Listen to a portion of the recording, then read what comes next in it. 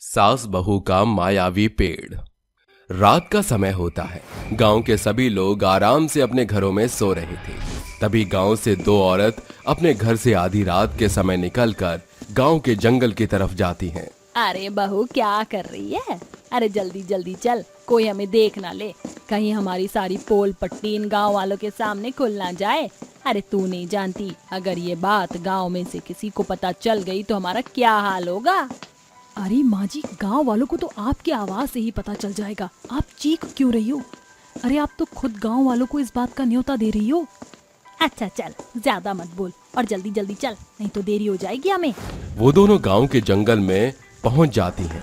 वहां एक बहुत बड़ा विशाल पेड़ खड़ा था, लेकिन वो पेड़ होने के बाद भी उसकी पत्तियां काली नजर आती हैं, जिन्हें देखते ही मोना बहुत खुश होती है और अपनी सास से कहती है, माँ जी देखिए, अब हमारा मायावी पेड़ बिल्कुल तैयार है। हमें अब इसका फायदा उठाना चाहिए। हाँ बहू, मैंने कब से इसका इंतजार किया है। जा जल्दी से वो मंत्र पढ़ और इस पेड़ की कुछ पत्तियां तोड़ के ले आ। मोना तुरंत पेड़ की पत्ती तोड़ने के लिए अपने मन में मंत्र का जाप करती है और उस पेड़ की कुछ पत्तियां तोड़ के अपनी सास को दे देती है, जिसके बाद उसकी सास उन पत्तियों को अपने हाथों पर मसलकर सीधा अपने मुंह में निकल जाती हैं, जिसके बाद वो अचानक से जवान हो जाती हैं। ये तो सच में मायावी पेड़ है। मुझे तो समझ ही नहीं आता कि अब ये सब हुआ तो हुआ कैसे। अरे बहू, ये तो हमारी मेहनत का फल है जो हमें मिला है, और बाबा की हमारे ऊपर कृपा, जिन्होंने इसमें हमारा साथ दिया। चल अब एक टोकरी में इस मायावी पेड़ की पत्तियों को तोड़कर इकट्ठा कर ले, कल हम दोनों बहुत माला माल होने वाले हैं। मोना अपनी सास की बात मानकर चुपचाप अपने मन में मंत्र पढ़ना शुरू कर देती है, जिसके बाद वे उस मायावी पेड़ से पत्तियां तोड़ना शुरू कर देती हैं। जिसके बाद दोनों सास बहू वहां से पत्तियां लेकर अपने घर की तरफ निकल जाती हैं। लेकिन ऐसा करते हुए उन्हें वहां का एक आदमी देख लेता है, जिसका नाम बबलू होता है। अरे बाप रे बाप, ये सब क्या कर रही हैं? ये सास बहू यहाँ आधी रात के समय? अरे मुझे तो कुछ गड़बड़ लग रही है। और ये पेड़ इतना अजीब क्यों दिख रहा है? आखिर इस पेड़ का क्या राज हो सकता है? अरे मुझे इसके बारे में पता लगाना होगा। ऐसा सोचकर बबलू वहां से एक तांत्रिक बाबा के पास पहुंच जाता है। वहीं दूसरी तरफ मोना और ममता घर पहुंचकर अगले दिन सुबह का इंतजार करने लगती हैं। बस अब तो मुझे कल के होने का इंतजार है। कल हम दोनों सास बहू अमीर होने की पहली सीढ़ियां चढ़ेंगे। अरे माँ जी, अब सो भी जाओ, कल की बात कल के लिए छोड़ देते हैं। मोना की बात मानकर ममता आराम से सो जाती है।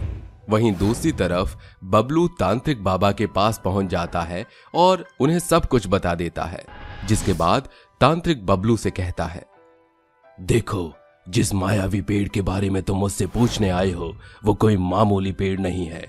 उसकी पत्तियां काली हैं और उसकी पत्तियों को जो भी खाएगा वो पहले की तरह जवान और अमर हो जाएगा। क्या क्या ये पेड़ किसी को नुकसान भी पहुंचा सकता है? हाँ, अगर कोई बिना मंत्र जाने इस पेड़ के पास जाएगा तो इस मायावी पेड़ से एक भयानक चुड़ैल निकलेगी और वो उसे मार देगी। ये सुनते ही बबलू के रोंगटे खड़े हो जाते हैं, जिसके बाद वो अपने मन ही मन सोचने लगता है, अरे शुक्र है मैं उस पेड़ के पास न जाकर सीधा तांत्रिक बाबा के पास आ गया। लेकिन वो दोनों सास बहू आखिर इस मायावी पेड़ से करना क्या चाहती हैं? तभी अचानक से तांत्रिक बाबा बबलू से कहते हैं, तुम उस चुड़ैल से डर रहे हो क्या? नहीं नहीं, भला भला क्यों? उस चुड़ैल से मैं क्यों डरूंगा? भला उसने मेरा क्या बिगाड़ा है जो मैं उससे डरूंगा? लेकिन मुझे ये समझ नहीं आ रहा बाबा कि आखिर वो दोनों सास बहू मायावी पेड़ की इतनी सारी पत्तियों से आखिर क्या करेंगी? ये बात तो अब तुम्हें वो दोनों सास बहू ही बता सकती हैं। तांत्रिक की ये बात सुनकर बबलू वहां से चला जाता है, जिसके बाद अगले दिन जैसे ही सवेरा होता है, वे दोनों सास बहू गांव के सभी लोगों को इकट्ठा करती हैं और उन्हें मायावी पेड़ की पत्तियों के बारे में बताती हैं, जिसे सुनकर गांव के सभी उन पत्तियों पर आकर्षित हो जाते हैं और उन दोनों से कहते हैं, अरे इस बात का क्या भरोसा है कि अगर हम इन पत्तियों को खा लेंगे तो हम अमर हो जाएंगे? मुझे तो ये दोनों सास बहू पागल लगती हैं। इनकी बातों पर भला भरोसा कैसे करें? अरे अगर ये सच में मायावी पेड़ की पत्तियां हैं तो हमें इनका जादू दिखाओ, तभी तो हम इन्हें खरीदेंगे। और मिला, तुम बिल्कुल ठीक कहती हो। तभी वहां पर एक 80 साल की बूढ़ी औरत आती है और कहती है, चलो ठीक है, मैं एक पत्ती खाऊंगी, उसके बाद इस बात का यकीन हो जाएगा कि ये पत्तियां मायावी पेड़ की हैं। अरे हाँ हाँ, क्यों नहीं, ये लो, मैं ही तुम्हें खिलाती हूँ इस मायावी पेड़ की पत्तियों को। इतना कहने के बाद ममता कुछ पत्तियों को अपने हाथों में मसल कर उस बूढ़ी औरत को खिला देती है, जिसके बाद वो बूढ़ी औरत बिल्कुल जवान और सुंदर बन जाती है। उस बूढ़ी औरत की जवानी वापस आ जाती है। ये सब देखकर गांव के सभी लोग अचंभित रह जाते हैं, जिसके बाद गांव का हर एक आदमी उन पत्तियों को खरीदने के लिए पागल हो जाता है। जिसके बाद मोना और ममता दोनों उन पत्तियों को हीरो की कीमत पर बेचना शुरू कर देती हैं।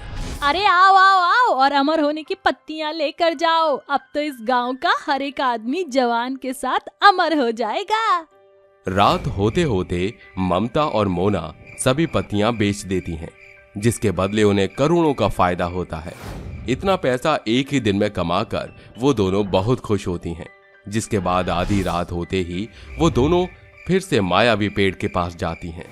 जैसे ही मोना अपने मन में मंत्र पढ़ना शुरू करती है, वहां बबलू पहुंच जाता है, जिसके बाद वो उसे ये करने से रोकता है। अरे रुक जाओ, तुम ये ठीक नहीं कर रही हो। तुम्हारी वजह से गांव के सभी लोग मुसीबत में हैं। तुम्हारी उस मायावी पेड़ की पत्तियों ने उन्हें खोखला कर दिया है। बबलू गांव के सभी लोगों की हालत उन दोनों सास बहू को बताता है, जिसे सुनने के बाद उन दोनों को बहुत दुख होता है और वो दोनों पछतावा करने लगती हैं।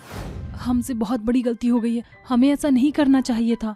हाँ, हमने अपने फायदे के साथ नुकसान पर तो ध्यान ही नहीं दिया। तभी उस पेड़ के अंदर से चुड़ैल निकलकर बाहर आती है और उन दोनों सास बहू से कहती है, अब तुम दोनों को इस गलती की सजा भी मिलेगी। क्या तुम सजा के लिए तैयार हो? चुड़ैल के इतना कहते ही वो दोनों सास बहू बहुत बुरी तरह घबरा जाती हैं और वहां से भागने की कोशिश करती हैं, लेकिन चुड़ैल उन दोनों को पकड़ लेती है, जिसके बाद वो उन दोनों को खा जाती है। चुड़ैल बबलू को भी खाने ही वाली थी, लेकिन तभी बबलू अपने मन में एक मंत्र का जाप करता है, जिसके बाद चुड़ैल वापस पेड़ में चली जाती है। पर मायावी वो पेड़ दोबारा एक साधारण पेड़ में बदल जाता है, जिसके बाद गांव के सभी लोग पहले की तरह ठीक हो जाते हैं।